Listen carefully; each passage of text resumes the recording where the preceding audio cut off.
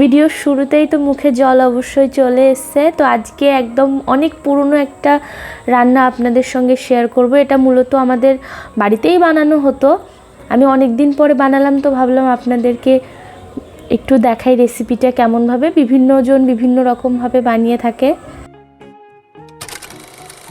তো চলুন রেসিপিতে ফেরা যাক। এখানে একদম কচি লাউ ডাটা সমেত শাক নেওয়া হয়েছে, তার থেকে যে লাউ পাতাগুলো ভালো করে ছাড়িয়ে লাউ পাতার ওপরে যে পাতলা একটা শির মতো থাকে সেইটা ভালো করে ফেলে দেবো।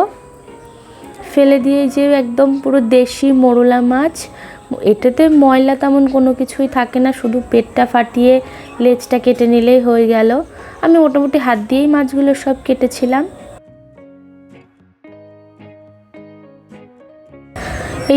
এই রেসিপির মূলত ঝামেলা হচ্ছে এটাই, চুনো মাছটা খেতে তো দুর্দান্ত লাগে, অনেক উপকারীও, কিন্তু এই কাঁটাটার জন্যই অনেকে মাছটা খেতে চান না।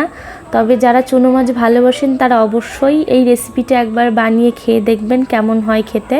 তো মাছ ভালো করে পরিষ্কার করে নিয়ে লবণ, হলুদ, বেশ খানিকটা কুচনো পেঁয়াজ, অনেকটা কাঁচা লঙ্কা আর কয়েক কোয়া রসুন আর বেশি করে সর্ষের তেল দিয়ে পেঁয়াজ আর লঙ্কাটা হাত দিয়ে ভালো করে আগে চটকে নিলাম, কারণ মাছের সঙ্গে তো ভালোভাবে সেটা মাখা যাবে না, তাহলে মাছটা চটকে যাবে।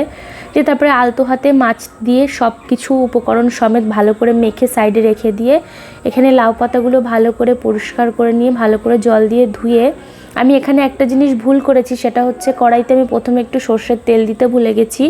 আপনারা অবশ্যই একটু নিচে সর্ষের তেল দিয়ে তারপরে পাতাগুলো বিছাবেন।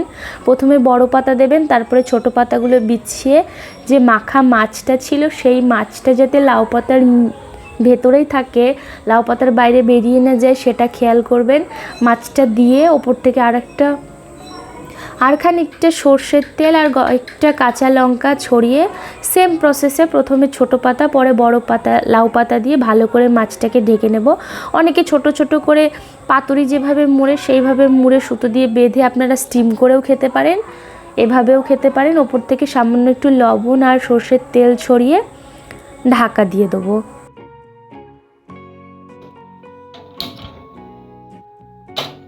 রান্নাটায় কোনো জল পড়বে না, ওই লবণ, মাছের পেঁয়াজ টিয়াজ সব কিছু মিলে এই যে দেখুন কতটা জল ছেড়েছে, এক্সট্রা জল দেওয়ার কোনো প্রয়োজন পড়বে না। মাছ আর শাকের যে জলটা বেরোবে সেই জলেই মাছটা রান্না হয়ে যাবে। তো যারা চুনো মাছ খেতে ভালোবাসেন তারা তো অবশ্যই বাড়িতে একবার বানিয়ে ট্রাই করবেন, আর ভালো তো অবশ্যই খেতে হবে। আপনারা বানিয়ে অবশ্যই আমাকে কমেন্ট করে জানাবেন কেমন হলো খেতে। খুব একটা স্পাইসি না, মাছের স্বাদটা ছিল, লাউ পাতা সর্ষের তেল সব কিছু দিয়ে একদম ফাটাফাটি গন্ধ ছাড়ছিল, গরম ভাতের সঙ্গে একদম দুর্দান্ত একটা রেসিপি। এইভাবে আপনারা একবার বাড়িতে বানিয়ে খেয়ে আমাকে অবশ্যই জানাবেন কেমন হয়েছিল। আর হ্যাঁ, এখনও যারা চ্যানেলটিকে সাবস্ক্রাইব করেননি তারা সুন্দর সুন্দর ভিডিও দেখার জন্য পান্তা ভাত ইউটিউব চ্যানেলটাকে সাবস্ক্রাইব করে আমাদের পাশে। ধন্যবাদ।